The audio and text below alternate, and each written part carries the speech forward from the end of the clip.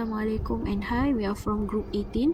My name is Farhah, Najiha binti Mohamad, Fairuz, and my other group members are Dravid Samuel and Ahmad, Firdaus bin Mohamad, Nazir. So today we'll be presenting on the topic Gift to Unincorporated Association, Trust or No Trust. So, what is an unincorporated association? An unincorporated association is an association that has not been incorporated, which means it is not registered as a company.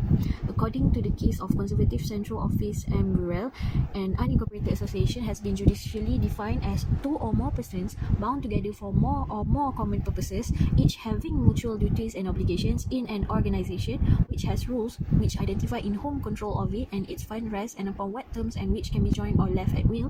The bond of union between the members of an unincorporated association has to be contractual. So, an unincorporated association is a group of people bound together by a contractual agreement, but it is not a separate legal person like a company. So, when someone wants to give property to be used by the members of the association, they cannot give it to the unincorporated association itself because the association has no personality in law. Instead, the property must be given to some person, either a human being or a company, to hold on behalf of the unincorporated association.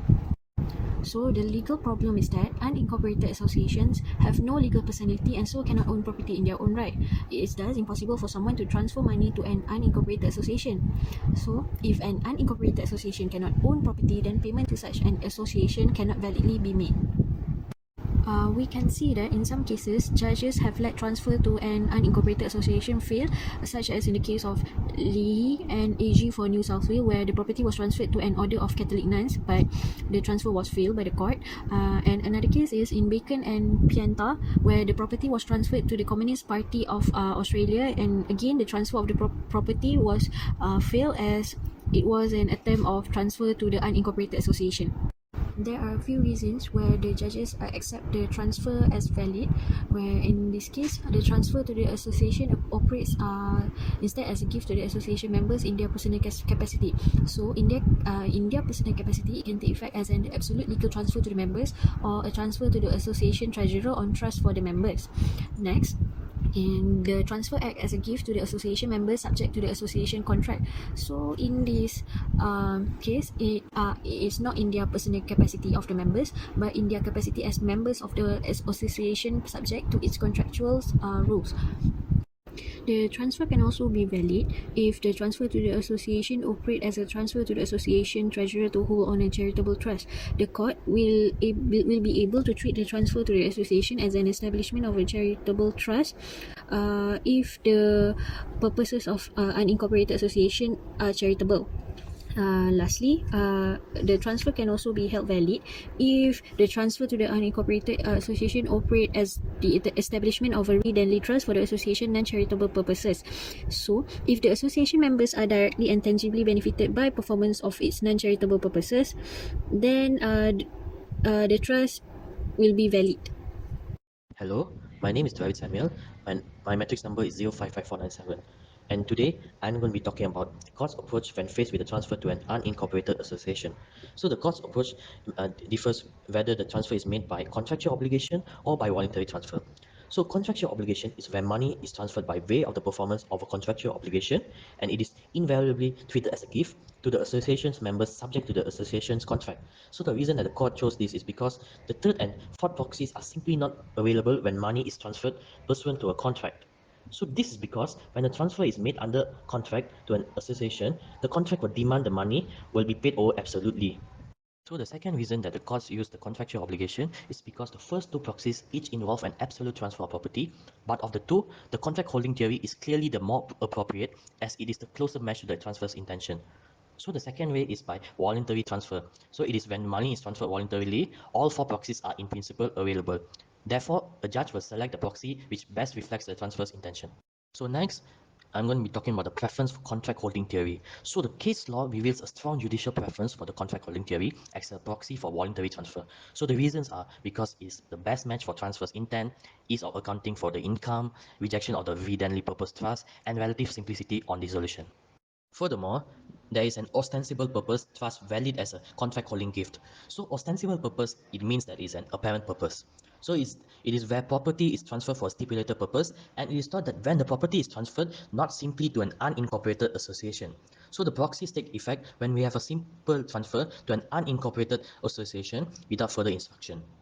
However, ostensible read-only purpose trusts are frequently reinterpreted as outright transfers. So the proxy selector is always the contract holding theory, which can be seen in the case of V. Lipinski 1976. So in this case, the judge didn't hold this valid as read-only purpose trust because they didn't believe such a thing could exist. So instead, the transfer was reinterpreted as a straightforward outright transfer to the unincorporated association. So this threw up the legal problem that it is impossible to do that as the unincorporated association lacks legal personality. That's all from me. Thank you. Assalamualaikum. My name is Ahmad Firdaus. My matric number is 056387, and I'll be talking on the applications of the Unincorporated Association Fund. There are two ways for the fund to be applied. First is contract holding theory, where the money is applied in accordance to the association's rule. The money will go to the members subject to the contract binding of them. The rules will determine the purpose of the money. Next is the charitable or not or read-only trust theory, where the money will be used for charitable or non-charitable purposes. Now, let's get into a situation where the association is to be dissolved and what would happen to the fund. There are three ways for an association to be dissolved. First is by way of rules, where 2/3 of the members agree to dissolve. Second one is when the members become less than 2, causing the contract to dissolve. Lastly, it is when the association becomes moribund. So, what happens if there are funds left? Under the contract holding theory, there are two methods. First, the standard position, where the money will be divided equally to the members based on the rules. This can be seen in the Re St. John Sick and Funeral Society, where the courts apply this theory and apply terms to direct the ways of the fund to be distributed among the members. Next is when the members were less than 2. Compared to the previous method, it will not be justified to be used. Thus, under this method, the fund will go to the last member standing in the association, similar in the decision of the court in Hatchet Stanford against AG. Other than contract holding, under the purpose trust theory, there are two methods as well. First is the basic principle, where the remaining fund will be applied with a new law of trust. It could be a charitable trust where Cyprus will automatically apply, and read-only trust where it would go back to the transferor. The second method is disclaiming the beneficiary interest. This method arises when the read-only methods fails. In the West Sussex Conservatory Trust, this association had derived revenue from various sources, including collection boards, donations, legacies, and many more. The court held in that this voluntary payment will help on trust for the West Sussex Conservatory's non-charitable purpose of granting allowance to widows and dependents of the deceased member. Thus, the proxy used was a read-only non-charitable purpose trust. Now, let's look into a Malaysian case of Lee Tak Sung against Tunku Datuk Seri Sehabuddin, where the plaintiff claims that the decision of making the share was ultra-vires to the rules of association. The court held that the rule is the right of the members to determine based on the relationship they have formed. Thus, the court will not intervene in making decision on it unless it is between the individuals against the rule. That's all from us. Thank you, and have a nice day.